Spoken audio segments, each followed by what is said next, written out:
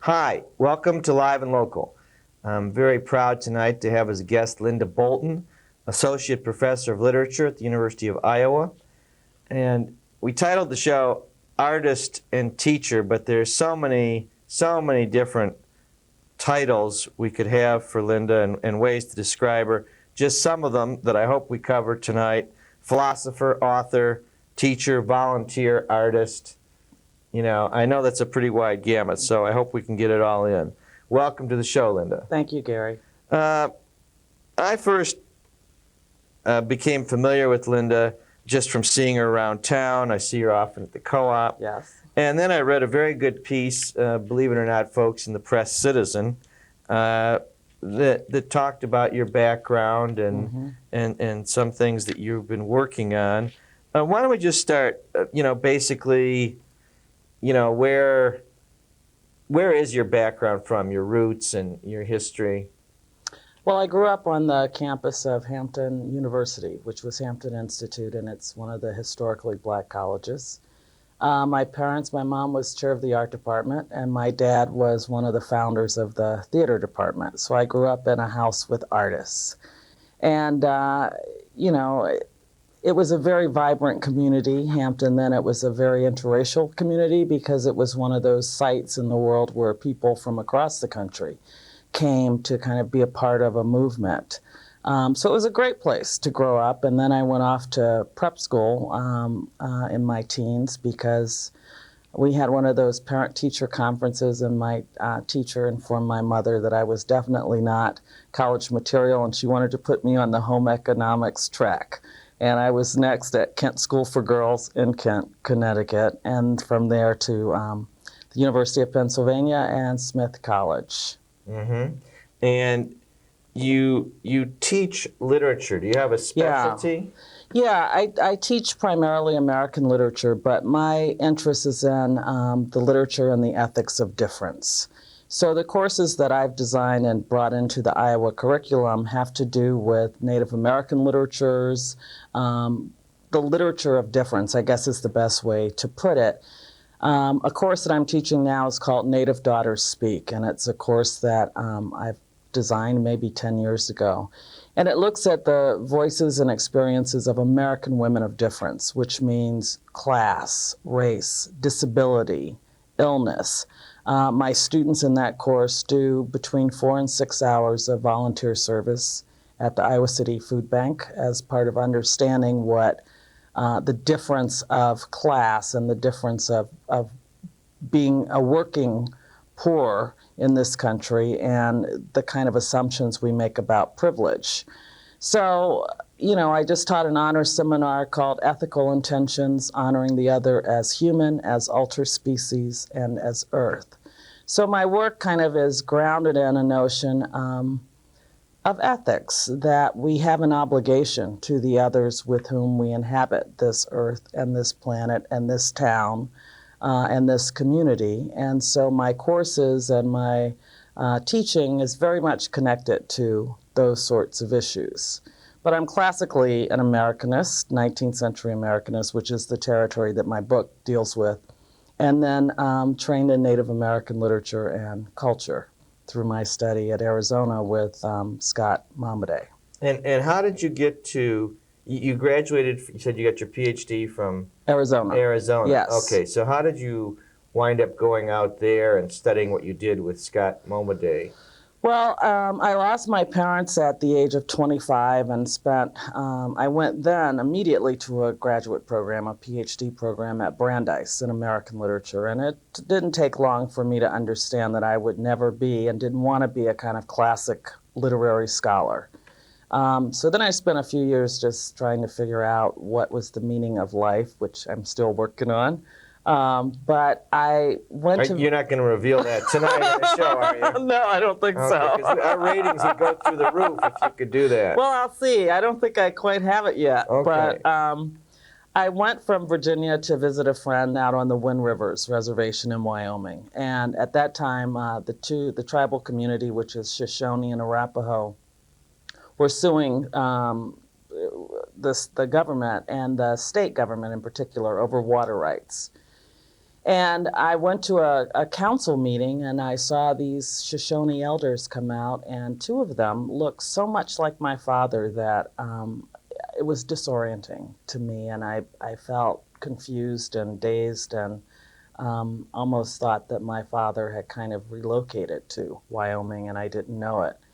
And that led to my staying about 3 months instead of a week with my friend Kate. And I kind of wanted to explore and understand what this connection was that I felt between this community of tribal people and my own past. And I began to understand something about who my father was, which I hadn't yet put together. He was Native American, Well, or part Native American? Part, yes. I come from a mixed blood family, which is Irish, African American, and Native American. And my dad's mother was primarily Irish, and his father was someone that just wasn't spoken of. My dad looked a lot like, people said he looked like Cesar Romero, so he was very red-skinned. Yeah, he was good-looking.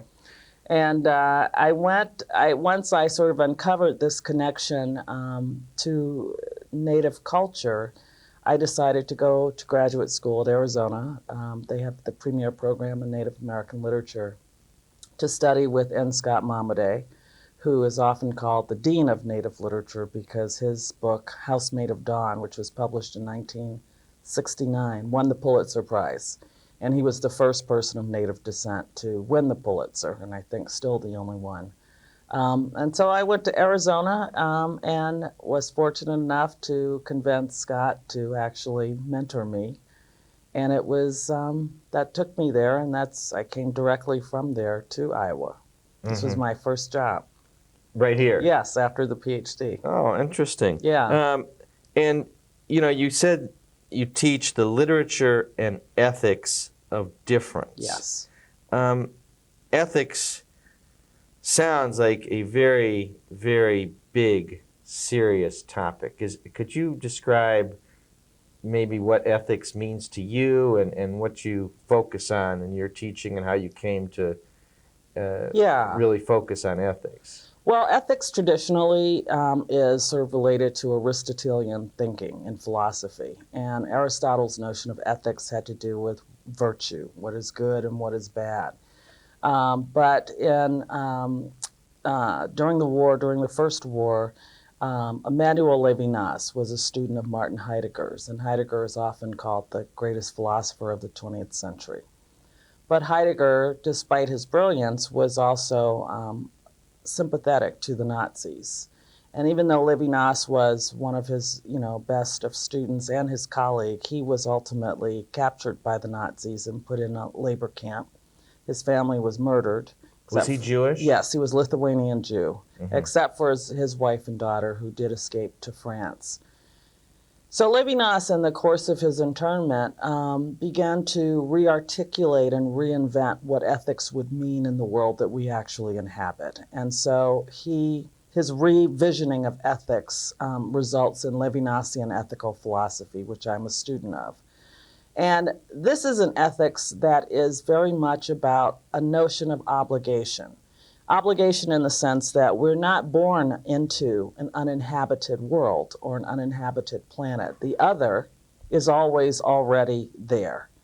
And this is an ethics that teaches us that we are accountable beyond our intentions. We are accountable for the history of the other. And we are accountable, as Adrienne Rich, the poet, says, she says, tell me that you're not accountable. Or try to tell yourself you're not accountable to your tribe, to the breadth of the planet. And that is very much at the core of Levinasian ethics. So I guess if I were to sum it up, which, I know that's hard. It is, but it isn't. I mean, ethics is about the fact that I will not permit you to suffer alone. Mm-hmm. Here I am. It is the here I am, and I will not permit you to suffer alone. At what point in your life did you become interested in Levinas? and the Well, ethics of the other? when I was a student of Maimonides, and I hadn't yet actually studied with him in person, I was reading his work. And it was a hot afternoon in Tucson, and I was reading a short essay called The Man Made of Words, which later became the title of a great book of essays by Maimonides, The Man Made of Words. And he's talking about the need for an American land ethic, because Maimonides' concern is that we are destroying the beauty of the wilderness, of the earth, and polluting it and turning it into, little parcels that we sell off to one another. And so he talks about this need for Americans to kind of reimagine themselves as being connected to the stars and to the owls and to the eagles. And I remember sitting there, Gary, on that hot afternoon, and this word ethics began to sort of vibrate like a drum in my head. And I walked home that day, and all I could think was, oh my God, ethics. And it certainly wasn't the first time that I had heard that word, but it was the first invitation that I'd received to really explore what does that mean. So it was from Maimonides that I began to study Emmanuel Levinas, and they remain kind of the father figures in the kind of path that I've taken as a thinker and as a teacher, and I guess even as a writer. So it was Maimonides that brought me to Levinas. And you said you have an obligation to the other. Yes. Could you briefly describe what is the other? Every other human being is your other. It's the not me. And so it doesn't have to be the other as designated by race or by class or by any of those kinds of demographic, signals. The other is simply the other who is not me. And the thing about, Levinas's notion of the other is that, and we know this even in our very personal relationships, one can never know the other, even though so much of our culture is based on a kind of desire to know that other and to name that other, and hence the labels that we use. But actually, the other is always mysterious, and we can't possess that mystery. And so for Levinas, then, our relationship to all others, and I would say including non-human others, is one of a certain kind of deference. It's a certain kind of bowing. It's a willingness to the other human say, after you. I have my students do this exercise. I had them do it in my graduate seminar last spring, which was called Art, Ethics, and Justice. And as a way of teaching Levinas, I asked them for 2 days, which is not a long time, every time that they encountered another human being, say getting into an elevator or opening a door to go in a building, that they would stop, open the door, and say, after you. Mm-hmm. And they came back in 2 days and said, oh my God, this is the hardest exercise I've ever had to do. And it made them think about or awaken to the fact that that's exactly what ethics is about. It's about that deference and that willingness to say, you before me. Mm-hmm. And it seems simple, but actually that is very much a part of honoring the obligation that we have. Mm-hmm. And you said that, you have your students volunteer at the food bank, and you also volunteer at the food bank. Yes, I'm a 5-year volunteer and a member of the board of directors now. And so ethics is not, simply... When people might hear the term ethics, they think of it as a dry, philosophical kind of concept. Right. But for you, it's a living organism. Absolutely. Practice. Yeah. It's a way of choosing how to walk through the world. Mm-hmm. And you choose that. Even as Audre Lorde says, your silence will not protect you. We make choices in our connections to others moment by moment, day by day. And ethics is practice. It's not philosophical theory. Mm-hmm. How do your students, do any of them say, even though you're the professor and they're the student, say, oh, that was terrible, I hated it, or are they already so, nobody like that would even take your class?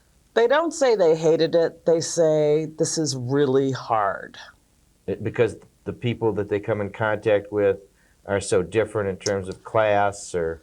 Well, things? I Or think we want philosophy to supply us with answers and with formulas. So if I want to be an ethical person, what is it I'm supposed to do? But X, Y, ethics, and Z? exactly, and ethics is not a formula. It's a choosing in a literally moment-to-moment context of what kind of human being you will be in that moment.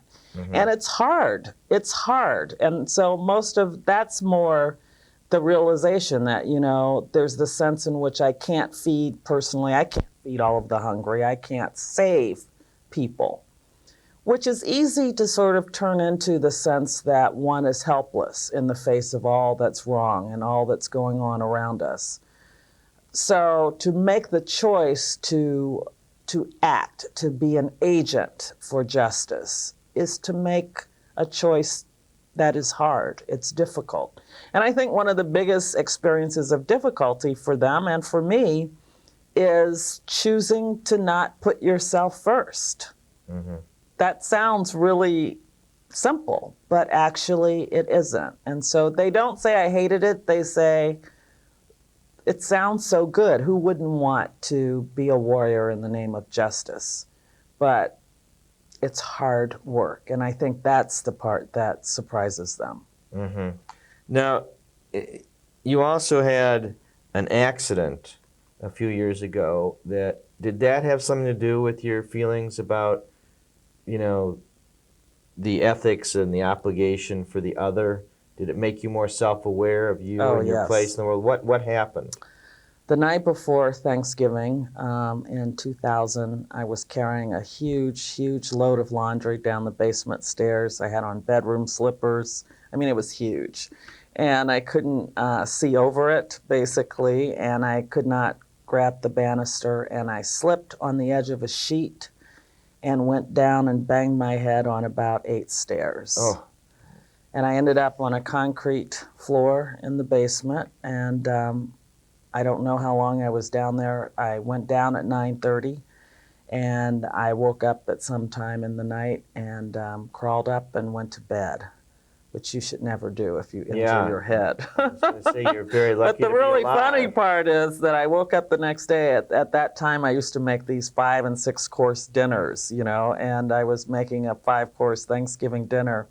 I woke up the next day and I was very blurry, but I finished cooking that Thanksgiving dinner. So my mother's teaching you got, in the 50s and 60s about most important of all is being a good hostess. Yeah, exactly. Well, there you go. Anyway, I was then hospitalized, and I had a life-threatening injury to the brain. I had severe bleeding and swelling of the brain. They tried first to control it through medication, and ultimately, a few weeks later, I had brain surgery.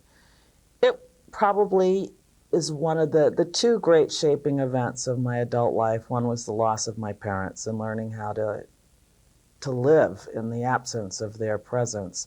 But the other was my injury. And I don't even think of it as an accident. Not that I am glad that it happened or, I didn't wake up to fall down my stairs, but it changed me so radically on so many levels that I consider it one of the great gifts of my adult life. Mainly that it made me a disabled person. And so I had to learn how to live again in the world in a way that was not independent in the sense that I had always been.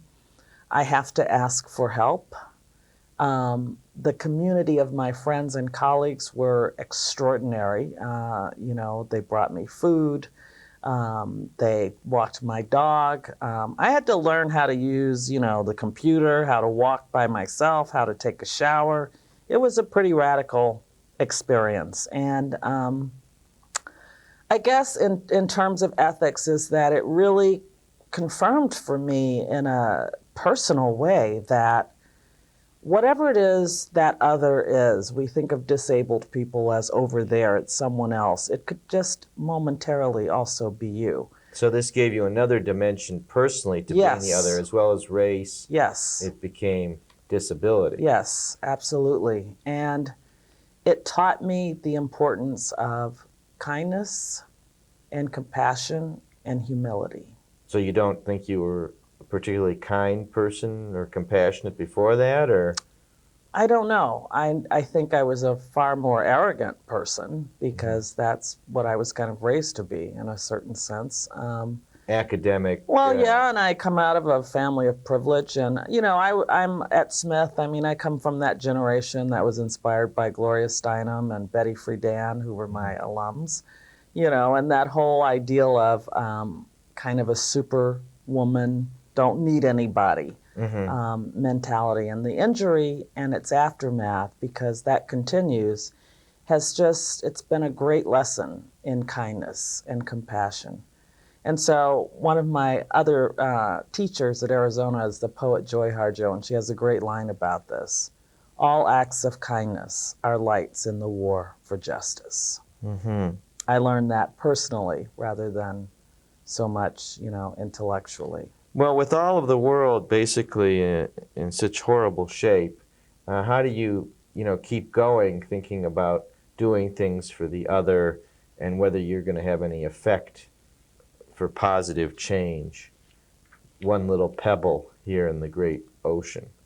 Yeah, but... And through your teaching, of course, affecting absolutely. others. Absolutely. The teaching is absolutely critical to who I am. It is what makes me feel whole and useful. Do you ever just sort of feel totally overwhelmed? Of course, absolutely. Every day? No, I feel overwhelmed when I think of the classroom as a healing space. Mm-hmm. And when I go into that room, and this is what an incredible privilege. I get paid to work with these young people who are thinking, and we debate and we talk and we read and we grow together. So that space for me is just a really healing, powerful, spiritually rich place. I usually leave class grinning. It's kind of a great high for me. And what about hearing the news of the day? Does that bring you down immediately? Fairly quickly. Yeah. Yeah. But, you're also, we haven't touched on your art yet. If we could, you want to describe what we're about to see here? Yeah, this is the Martin Luther King Memorial Garden at Battle Creek, which is in Columbia, Missouri, not far from the University of Missouri. And this is the second national monument to Dr. King. Barbara Grygudis, public art sculptor, and I were the co-designers and builders of, she did most of the building. And how did you get involved with this? Her husband, Larry Evers, was one of my teachers at Arizona, and when this project came up, she wanted to find a researcher, and we hit it off, and we've been working together ever since. What we wanted to do in this space was to create a community place. Columbia wanted to do this because they had such a history of racial strife. And they still, to a certain degree, those communities still have had trouble kind of coming together. So we did an amphitheater, which would be a place and is used by the school board. They hold ceremonies there at various parts of the year. The coach at... Thank you for those pictures, Adam. Thank you. The coach at the university has his pep rallies there. Oh, and really? We wanted to make a place that would celebrate King's legacy, but be a place of dialogue and connection for the community. Mm-hmm. So each of the 6 pelles are what they're called, these triangular podiums. I selected quotes from his body of work, his writings and his sermons, that tell a story that I thought would be reflective of Dr. King's dream and of his legacy to us. Mm-hmm. We've talked about ethics, the obligation to the other, Dr. King, Gloria Steinem. Are you actively involved, would you say, in any kind of political movements today? I know you've been influenced by the great movements of the last half of the 20th century, but are you actively involved? I know you consider your teaching and your art to be all a part of it. Mm-hmm. And I would say maybe most of all is my work in the community with the Crisis Center and the food bank. And the work that I do as a fundraiser. I've never done fundraising, never thought I would ever do it, but what is being done at the Crisis Center is so crucial to this community, and there need to be such places in every community So I think of myself as an activist, but not a politician. So I don't hold some sort of hardcore, I'm a Democrat, of course, but You focus on non-electoral politics and activism. I think this election I'm going to be a little bit more hands-on involved. Yeah. Yeah, I do. Yeah. But yes, I see politics as something that is about being an active member, of one's community, of being an active citizen, to quote. Do you think anybody would say that your feelings about ethics and the obligation to the other are kind of, ivory tower-ish, that you could only get away with that in a town like Iowa City, some college town where living is pretty easy, basically? Well, I'm grateful to college towns, otherwise I'd be unemployed. So in that sense, yes. I mean, do you think living in a more strife-torn, in any sense of the word, area, even in a big city with lots of tensions and things going on that aren't so calming, or If that would be harder? yeah, or even in a part of the underdeveloped world, less developed world, that would be, how do you think you could be you anywhere in the world, or does it depend on having sort of this place to quietly think and be and things like that? I need both. I would like to think that I could be me, regardless of whoever that is, regardless of where I found myself. When I came to Iowa, it was for me a pretty big change. I mean, it's a public institution. Is this the whitest place you've ever lived? No, but it is the only Midwestern place that I've lived. And it's a different space in many ways from New England, which is where I feel most at home, probably, and also growing up on a college campus. I think growing up on a college campus probably set me up in some ways to become a teacher, because my parents were teachers, and I saw how they nurtured the people who were their students. They considered that a privilege. We always had at least one or two students that lived with us, and my parents paid their tuition. And usually that came from less privileged families. And then their job, unfortunately, was to take care of us so that my mom could paint and my dad could, produce plays. But it was an activism about teaching that has inspired me. So I would hope that I would do that regardless of where I found myself. And I just wanted to mention before we close, your book, Facing the Other, which is available in the Iowa City Library and the University Library, Ethical Disruption in the American Mind. We're just about out of time. Do you have any last thoughts here? This half hour has gone by so fast. Anything you wanted to bring up? Fast. Well, I'm grateful for being invited to join you, and just for the kind of reception that my work has received and that I've received in Iowa City. Well, I'll leave us tonight with a quote of yours that was in the paper, which I really liked, that art is the place where issues of justice and ethics are debated in the culture. Amen. Amen. Thank you so much Thanks, for Gary. being with My us tonight. pleasure. Linda. Thank you so much. And thank you for joining with us, folks, tonight on Live and Local with Linda Bolton. Good night.